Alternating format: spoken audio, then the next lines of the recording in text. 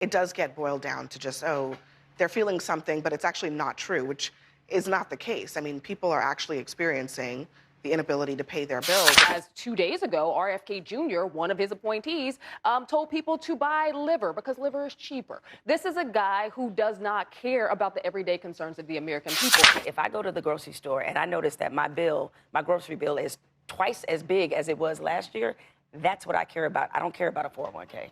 They asked him about why he's allowing his family to pursue these deals. He said, well, I realized that people don't really care, so I've let them do it. His children are adults that are business people that can go and do their own ventures. They can go and build businesses. And so I don't understand why every time one of the president's children goes and does something. Let's take his kids out of it.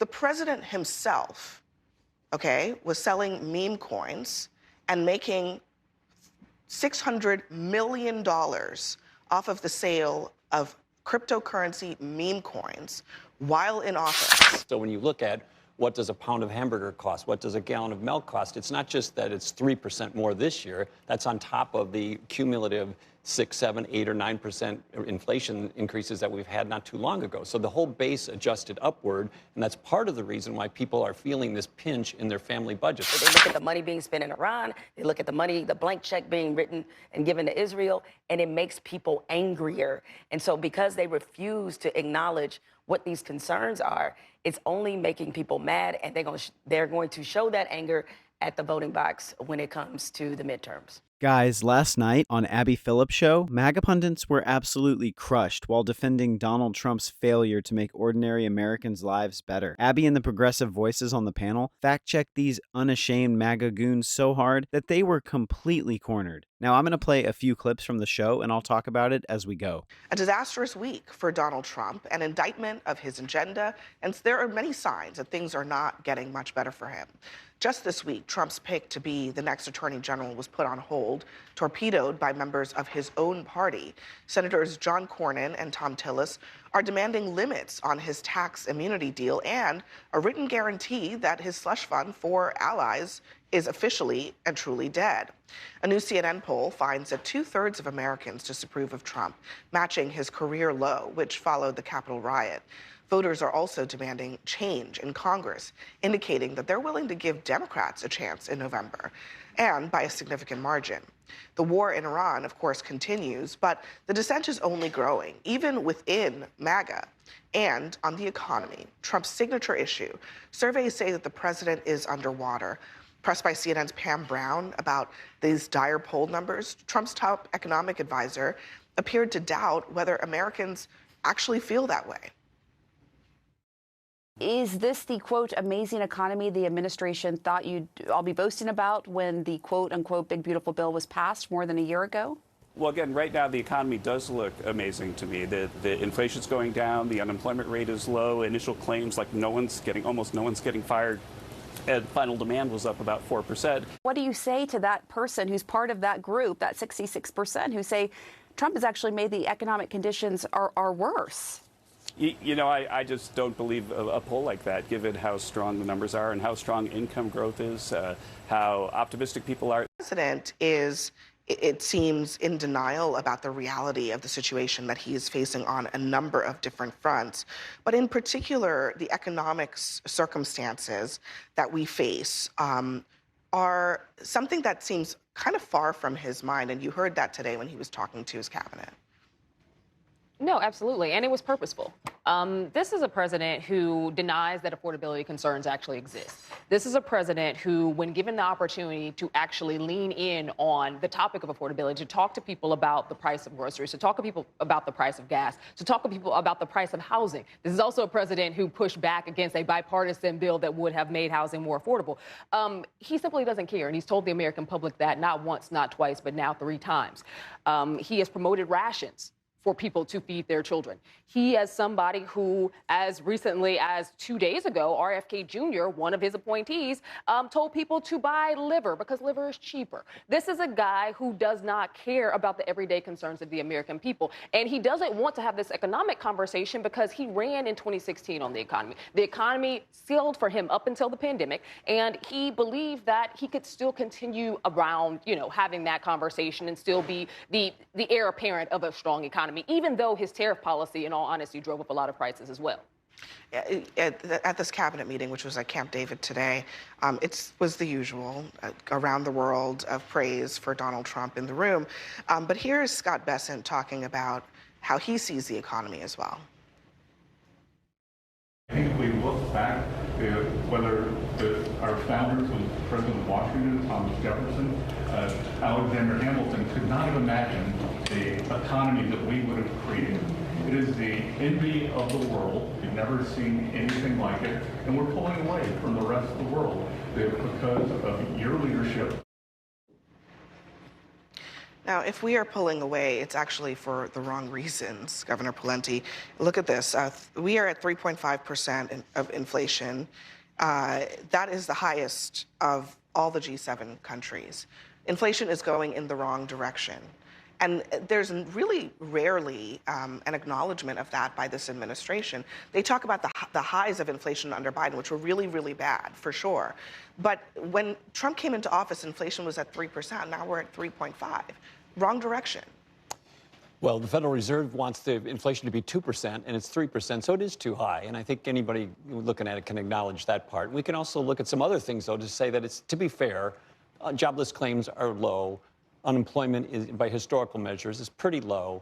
And we have a situation where the stock market is high, inflation is high, and there's some other negatives in the economy as well. But I think the fair reading of what's going on is it's a mix. But the real key thing is the people, the voters, don't feel it's mixed. They feel it's concerning and it's challenging. And so that's the thing that politicians have to keep an eye on between now and November, obviously, and what they can do about it in policy.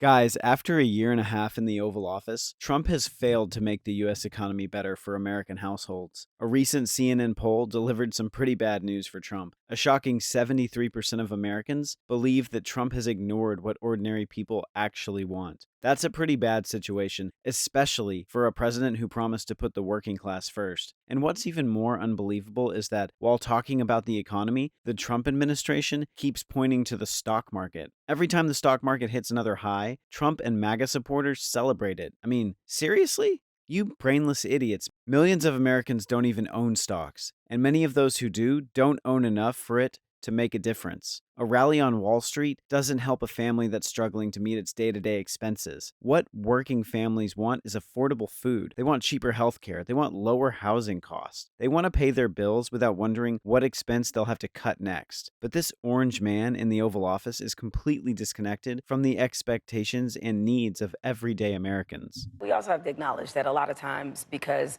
some of us are stuck in the past, you're looking at what gas was in 1985 and wanting it to be the same. So there's always going to be a little bit of a disconnect. But I think this is something worse, because a lot of the reason the economy is in the situation it is because of self-inflicted wounds by the president. Nobody told him to do all of this with tariffs, to increase what households are paying for goods, to make it tougher on businesses when it comes to circulating dollars in our economy. And so that's what people see. Beyond all that, they're making a mistake, actually, the Democrats made in the last administration. Inflation was getting high. People could see that the economy was not working for everybody. And every time you tried to confront Democrats with this, they said, but the stock market. Now Republicans are literally doing the same thing, making the same mistakes. And when people are looking at this administration and they're seeing all this money toward renovations and pools and all this other dumb stuff that people don't care about, they get upset. They don't want their money being spent that way. They look at the money being spent in Iran. They look at the money, the blank check being written and given to Israel, and it makes people angrier. And so because they refuse to acknowledge what these concerns are, it's only making people mad, and they're going to show that anger at the voting box when it comes to the midterms. Yeah, Abby, I think there's definitely a disconnect. And Governor, I think that you point out aptly the wins that this administration has had in the economy. You also pointed out very effectively that they're not connecting those wins to the American people. When families are sitting around their dinner table and they're talking about how expensive things are. The administration is sitting, around a table at Camp David, and they're telling each other how well they're doing, but they really have to go take those wins out to the American public and say all the things that you just said, Governor, and lay out what those wins are, because the American people aren't feeling it. That's why you see these polls that are reflected that way. And there are a lot of distractions. I agree with you. As someone who lives in the D.C. area, when I see another gold thing go up, I'm like, man, why are we doing another gold something when the American people... Poverty isn't a feeling, just a level set. If you can't pay your rent, you don't feel that you can't pay your rent. You can't pay your rent. If you can't feed your children, the food that you have bought does not last to the end of the week. That's not a feeling. We have to get beyond the emotional aspect of it and understand that, people are experiencing real hardship.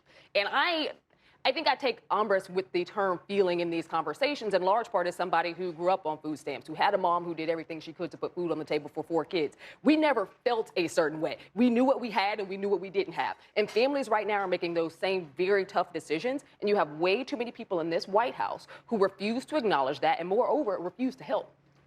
It's a really important point because it does get boiled down to just, they're feeling something, but it's actually not true, which is not the case. I mean, people are actually experiencing the inability to pay their bills. And a viewer comment just came in kind of to this point. The macroeconomy could have positive signs, but politicians need to realize that the microeconomy is what the American people care about. It is their economy in their households that they care about. And even if you let's say you do want to zoom out to the macroeconomy. Fareed Zakaria, our colleague here, had an op-ed in the Washington Post about even Trump's case for tariffs, which was supposed to be about manufacturing jobs and bringing those back. He says the economic case against tariffs is stronger by the day as the numbers roll in. Spending on manufacturing construction, which surged under Joe Biden and peaked at about $250 billion at an annual rate in September of 24, fell to $175 billion by May of this year. Manufacturing employment is down 75,000 jobs since Trump returned to office. Factory output has risen, but those gains are concentrated in the advanced manufacturing and in artificial intelligence, which reflects investments planned before Trump took office. So I actually think the American people, they're experiencing that. They're experiencing a consumer economy in which wealthy people are driving the spending and making the numbers look good in the macro, but in the micro, they're making choices. Yep. They have payoffs or trade-offs that they have to make every single day. And when Trump goes out and says, actually things are great, and his cabinet goes out and says, actually things are great, let me tell you why, that is going to fall on deaf ears. But it's not just saying that the economy is great. Remember to what you brought up earlier, he told people they're just going to have to suffer for a little bit. People don't want to hear that, and you can't really build a case that you're doing great around 401ks, around stock prices, because a lot of people don't own stock. They can't eat stock. And so that doesn't mean anything to them at all. They can't touch their retirement dollars. It means nothing to them. And especially when you have an entire generation that is right now locked out of being able to afford a home. And those are the things that people really care about. So all of this other things about the macro and how that's working, when it boils down to it, if I go to the grocery store and I notice that my grocery bill is twice as big as it was last year, that's what I care about. I don't care about a 401k. The thing about inflation, Abby, is this. Once you raise it, like they did under the Biden administration, to 7, 8, 9%, the whole base goes up. Right. So even though subsequently it might have been a 2 or 3% increase, it's up on a much higher base. So when you look at what does a pound of hamburger cost? What does a gallon of milk cost? It's not just that it's 3% more this year. That's on top of the cumulative 6, 7, 8, or 9% inflation increases that we've had not too long ago. So the whole base adjusted upward, and that's part of the reason why people are feeling this pinch in their family budgets. And I agree totally. It's not about the macro. It's about how does my family feel? How do I feel about buying groceries, putting it on the table, paying for gas, and the like? So, Jamal, you alluded to this. Guys, here's where things get even worse for Trump. A large majority of Americans, including many Trump supporters, think that the president has set the wrong priorities. And honestly, I think they're right. Instead of making people's lives better, Trump and his cronies in power have been spending tens of billions of dollars on the conflict with Iran. The Trump administration has continued to provide billions of taxpayer dollars in military aid to Israel. Surprisingly, the MAGA pundits defend Trump in these matters, saying those decisions are for national security. country. You shameless idiots. Everyday Americans back home are struggling to pay their bills. Addressing their issues should be the top priority for the president. But that's not all. When millions of working class Americans are struggling financially, Trump and his family have grown much richer. They've made hundreds of millions of dollars through international business deals, crypto ventures, and other financial activities. Voters feel like Trump and his cronies are getting richer while ordinary Americans are falling behind. And honestly, they're now judging Trump's performance by what happens when they pay their mortgage, get another health care bill, walk through the grocery store, or renew their lease. The CNN poll shows 64% believe that Trump has gone too far in pursuing his personal business interests while serving as president. It seems like the chickens are coming home to roost on some of this stuff. He may not care that people don't like that they see him getting richer in office, but that is actually one of the factors that's driving his approval rating down. And I don't know that it helps Republicans to have this perception that people in power are enriching themselves at the expense of everyday Americans. Yeah, but when did the president say he didn't care about? Well, he said in a New York Times, no, that's not what I said. I said he doesn't care that there's a perception that he's enriching himself in the office. He said so explicitly. There was a New York Times interview in which they asked him about why he's allowing his family to pursue these deals. He said, well, I realized that people don't really care, so I've let them do it. Right, I think you're probably mischaracterizing that the president didn't say that he doesn't care about the perception of the American people in that regard. So then why is he doing it? But I would say this, and we've addressed this time and time again with the president and his children and families. His children are adults that are business people that can go and do their own ventures. They can go and build and run businesses. And so I don't understand why every time one of the president's children goes and does something because they're interacting. Venture, we act as if because they're interacting with it's not. The problem is do it in the last administration. The problem, Tim, is that they're interacting with the government. Right. They're engaging in businesses that have business before the government, getting government contracts for their investments. It's not just, they're out doing business deals on random things. They're doing business deals that have a direct relationship with the United States government, which is run by their father. That's an obvious problem. The double standard in this story, it's atrocious how this double standard is being applied. First of all, just because, again, I'm going to stand on the point that the president's children can go run successful businesses and they shouldn't be held to account because they're running a business because their father's the president of the United States. But we saw in the last administration, family members of the Biden group, they were doing all sorts of things. I actually think that double standard is your problem because if you had a problem with, I wish I could finish. If you had a problem with Hunter Biden, you should have. It wasn't just Hunter Biden. You should have it was Hunter, 10. It was the brother. Sure. The whole lineup. If you have a problem with that, you should have 10 times the problems with what's going on with the Trump administration. But let's just take his kids out of it. Let's take his kids out of it. The president himself, was selling meme coins and making $600 million off of the sale of cryptocurrency meme coins while in office that he advertised right when he was coming into the office. So you can take the kids out of it, but there's wealth being made off of the office right now by the president himself. In addition to the stock trades, right? The president basically is acting like his own personal swap meet. Abby, I'm not familiar with the story about the question was about whether voters care, and I guess what I'm saying is the poll shows they do care. You may not care, but voters care. Well, I also, I don't think the president said that. I never said that I didn't care either. Oh, so do you care? Of course I care. Okay, great. Well, then we're clear then. Perfect. That's it for today, guys. Do you think Trump has the right priorities, or has he lost touch with the ordinary American and what they want? Let me know in the comments. I'll see you at the next video.